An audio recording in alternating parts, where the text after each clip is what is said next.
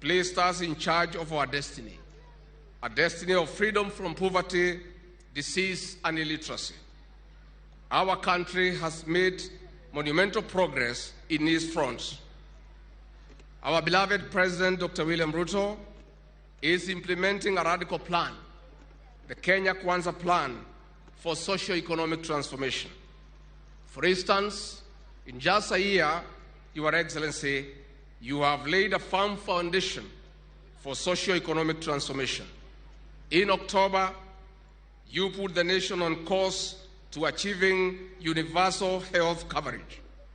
Under our President's leadership, we are implementing comprehensive educational reforms through the competency-based curriculum, which we have far-reaching positive implications on our country.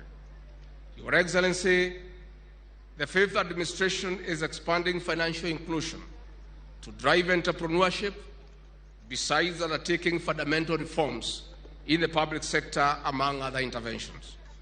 We are leaving no one behind in Kenya. The Kenya we want is the one the President is leaving no one behind, and that is the Kenya we all deserve.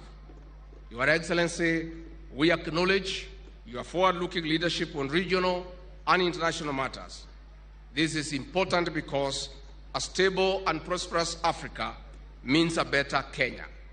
We recognize the key role of the youth in the rebirth of Africa.